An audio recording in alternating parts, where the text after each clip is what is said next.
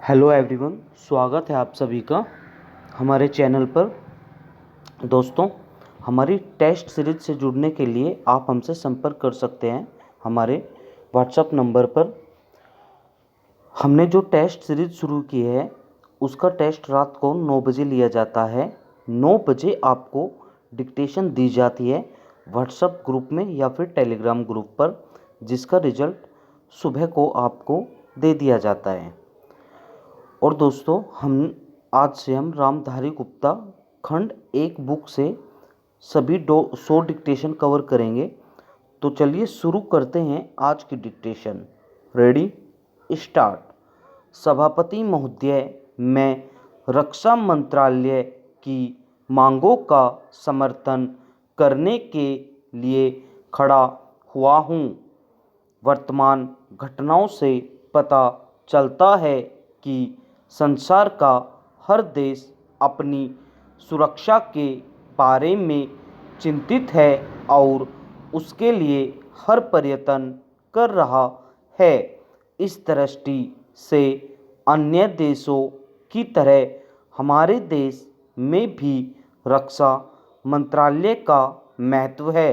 मुझे इस बात की खुशी है कि जहां अन्य मंत्रालयों की उनके पिछले साल के कामों के बारे में काफ़ी आलोचना हुई है, वहां इस मंत्रालय की कम आलोचना हुई है। इससे पता चलता है कि इस मंत्रालय ने पिछले साल अच्छा काम किया है। मोटे तौर पर किसी भी देश की सुरक्षा नीति का लक्ष्य यह होता है कि दूसरे देशों, खास तौर से पड़ोसी देशों के साथ मित्रता के संबंध स्थापित हो और हम एक दूसरे के मामलों में हस्तक्षेप न करें। लेकिन उनके साथ यह भी जरूरी होता है कि हम अपने देश की सीमाओं और अखंडता की रक्षा करें। इसलिए हमारे देश का यह कर्तव्य हो जाता है कि अपने पड़ोसियों के कार्यों पर नज़र रखें, क्योंकि आज तक हमारे देश पर जो संकट आए वे हमारे पड़ोसियों से आए हैं। 1965 में पाकिस्तान के साथ जो लड़ाई हुई और उसके बाद ताशकंद में जो समझौता हुआ वह सिर्फ कागज़ पर ही रहा। पाकिस्तान ने उस पर कोई अमल नहीं किया। इस दृष्टि से बहुत ज़रूरी है कि हम अपने देश की सुरक्षा की हर तरह से व्यवस्था करें। हमारा उद्देश्य दूसरों पर आक्रमण करना नहीं है, लेकिन यदि हम पर कोई आक्रमण करे तो हम में इतनी शक्ति अवश्य होनी चाहिए कि हम उसका डटकर सामना कर सकें।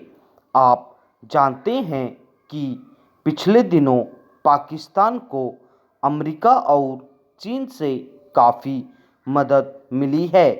रक्षा मंत्रालय की रिपोर्ट में भी कहा गया है कि पिछले साल अमेरिका ने पाकिस्तान को 1500 करोड़ रुपये की फौजी सहायता दी है। आज जहां हम फौजी सामान के लिए कारखानों की मदद से अपनी शक्ति बढ़ाने का प्रयत्न कर रहे हैं, वहां पाकिस्तान संसार के देशों से फौजी सामान खरीद रहा है। अपनी नीति के कारण वह सब देशों से लाभ उठा रहा है।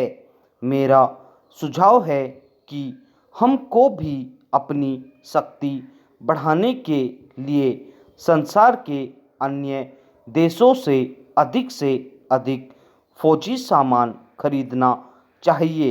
आज तिब्बत की सीमा पर चीन की 1.5 लाख फौज खड़ी है। स्टॉप।